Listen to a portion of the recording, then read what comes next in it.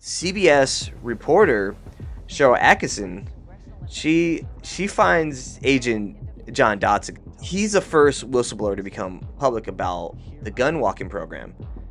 And anyone that knows about Sharyl Attkisson, she's a polished investigative journalist. She's been around for decades. She's really good. If you ever have a chance, you should read her books. Like, her books are really good. She has one called Stonewalled, and she talks about the Obama administration and just like how they are like the least transparent administration and that she's ever covered. She's covered like 4 different presidents, and she's won like Emmys. She's very good. So this brought the attention of the program to the public. Shortly after Dotson appeared on CBS to expose the crimes that the ATF was committing, he was reassigned because they couldn't really fire him because it was all in public now. If they were to fire him, it would have been a PR nightmare. So they just moved. They start reassigning him. He's basically treated as like persona non grata. Like, no one could be around him. Like, he was a bad guy now, but they couldn't do it publicly. You know what I mean? John Dotson, he tries to write this book about this, and the ATF basically, they try to block him with like lawyers. They say he can't write a book about this, but through the ACLU, they represented him, and he was able to get his book published. So this story just exploded into the landscape. Fast and Furious. Fast and Furious. Operation Fast and Furious. They're Fast and Furious. It's not the movie, by the way. December 2010, 2 Fast and Furious rifles turned up at the murder of a Border Patrol agent in Arizona, Brian Terry. People involved in the exposure of the story began feeling the repercussions. Sharyl Attkisson, her computer gets hacked, like crazy hacked. It's not like a phishing scam or that your grandma or your mom accidentally clicks on a link. Like, these were like keystroke hacking, where they were able to delete her story as she's writing them. The way she discovered it, her computer starts making these weird noises at like 3 or 4 in the morning, and it starts rebooting at random times during the night. I was at home working on questions for yet another story that the Obama administration was unhappy with, related to the Benghazi terrorist attacks.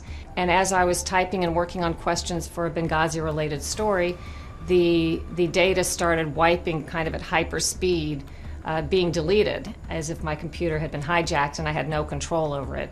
I had a phone next to me, so I was able to sort of get a tilted picture of a little bit of the data being deleted. I knew, because I had so many anomalies over the past 1.5 to 2 years, that somebody was interfering with the computer. You know, it was described to me by the computer experts I consulted with afterwards that was purely an attempt to let me know that they could do that, and that they were watching, and that they were in my computer. And it's not just her computer, it's like her phone stops working at certain times. People will call her and she wouldn't hear the phone ring. Her TV starts to mute and it starts to jitter. It just, like, there was something weird going on at this time. So all of her devices were on the same like Wi-Fi from like, it's just like anything. Like when you have your TV, your computer, and your phone, you're gonna be on the same Wi-Fi. But all of her devices were connected to her Verizon Fios service. So she contacts them to fix these issues, and this is all in her book. Attkisson finds a stray cable that she later finds out is used to download data, and she tells the guy, she's like, what is this cable? Like, she took a picture of the cable and she sent it to one of her guys. She's like, oh, that's too, like, that shouldn't be there, that's weird.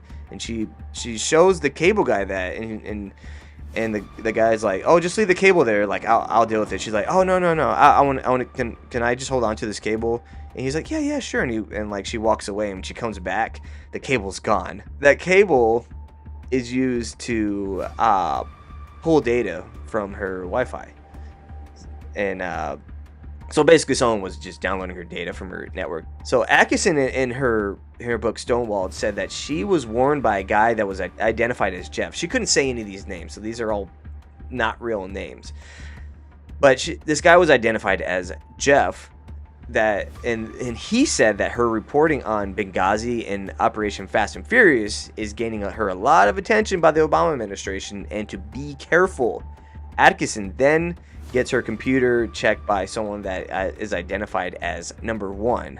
He was a source that works inside the government, And so this guy, number one, he looked into her computer and he came back shocked at what he found.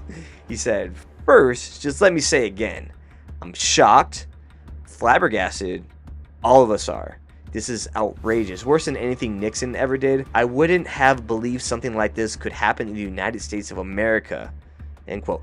The breaches, according to the source, were coming from a sophisticated entity that used commercial, non-attributable spyware that's proprietary to a governmental agency, either CIA, FBI, the Defense Intelligence Agency, or the NSA. One of the most alarming things he found was 3 classified documents deep inside her operating system that she would have never found. Just think of that. You start putting classified documents into your computer, and then they can get a warrant, search your computer, find that you have those documents that are classified, and then they can say that you shouldn't have those, it's illegal, that's a felony. They can even say, oh, she's a foreign asset, she's a Russian asset, she's trying to give information to the Russians or the Chinese. This is their tactics. Attkisson also claims that these hackers were trying to frame her husband for viewing child pornography. May I say, one little reported facet of my case is one of the federal agents involved in one of the operations against me said that they intended to plant child porn in my husband's computer. This is the FBI. There's been a case that's currently in litigation, unrelated, in which an FBI agent has testified that they did that. They have done that. It was not accomplished in my case. I guess the curtain was drawn on that facet of the operation prior to them doing it. But imagine how you ever get out of that. They knew we had a young daughter at home and had allegedly conspired to do that. So like they plant stuff onto people's computers. That's some freaky stuff there. CBS then hires an independent computer analyst because she's using a CBS computer. So she gets the CBS people to start investigating this also. So they have their computer analyst, and he finds a massive amount of suspicious activity in the computer, including the removal of all kinds of log messages. The analyst said, quote, "In my professional opinion, someone has accessed this box. I see evidence that shows a deliberate and skilled attempt to clean the log files of activities," end quote. He said the intrusions of this caliber are, quote, "far beyond the abilities of even the best non-governmental hackers," end quote. Years later, U.S. government officials admitted to the illegal government surveillance of Sharyl Attkisson. The insider official identified former U.S. Attorney Rod Rosenstein as a person responsible for the project. Attkisson filed a lawsuit against Rosenstein. The lawsuit claims that in March of 2011, defenders Sean Henry, Sean Bridges, Robert Clark, and Ryan White, all government officials, were all connected to special multi-agency federal task force being ordered by Rosenstein to conduct home computer surveillance on Attkisson and other U.S. citizens. And just check this out. I found this like right before I finished doing this. I actually had to add this to my notes, and this happened recently. So Sean Henry, look that name up, Sean Henry. He was the head of the FBI's Washington field office at the time, and now he is the president of CrowdStrike. Ooh. So CrowdStrike, it's a company that seeks to mitigate targeted online targets to corporate and government networks globally. Some people are like, what's CrowdStrike? These are, if that sounds familiar to you, it's a massive rabbit hole. I'm just gonna tell you right now. I can't get fully into it today. Maybe we'll do an episode on it in the future. But basically, some of the greatest hits have been the wiping of Hillary Clinton's emails. Hillary Clinton paid for it, and the Democrats. A lot of it had to do, they say, with Ukraine. But Mr. President, it's very interesting. It's very interesting. They have the server, right, from the DNC, Democratic National Committee. Who has the server? Now, the FBI went in and they told him, "Get out of here. We're not giving it to you." They gave the server to CrowdStrike or whatever it's called, which is a company owned by a very wealthy Ukrainian. And I still want to see that server. The FBI has never gotten that server. That's a big part of this whole thing. And then just recently, they were involved in that massive global Tom outage. Connell here. We've got a huge unfolding story in Australia and right around the world, but we can't bring it to you in the normal way. Why? It's affecting us at Sky News, at Foxtel, many customers, many users, many businesses. What's happened is we believe a malware company called CrowdStrike has essentially gone down. If we have a look at our studio here, this is what it looks like on many computers right around the world. Now, technical operators call this the BSOD, the BSOD, the blue screen of death.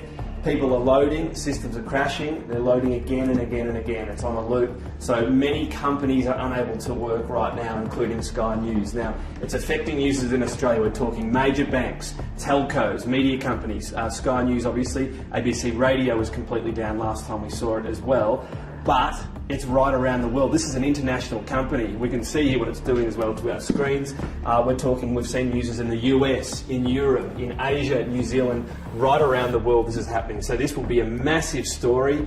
There are offices everywhere that have just gone completely down, people unable to work, there'll be payment systems not working, and all sorts of issues, including for telcos. Remember that last outage for Optus and all the issues caused there? So this is massive. As I said, we believe the company is CrowdStrike. That's the belief at the moment. The last contact we had, by the way, with the Minister's office was that the belief was it was going to be CrowdStrike involved and they were working to fix their systems, but it's up to them to do it. So this same CrowdStrike is part of the Global Cyber Alliance, which is part of the WEF-led effort to force you to adopt the digital ID for the internet access in order to stop cybercrime. These guys are in the World Economic Forum. They are connected to these guys. It's weird how these guys are always connected to the World Economic Forum.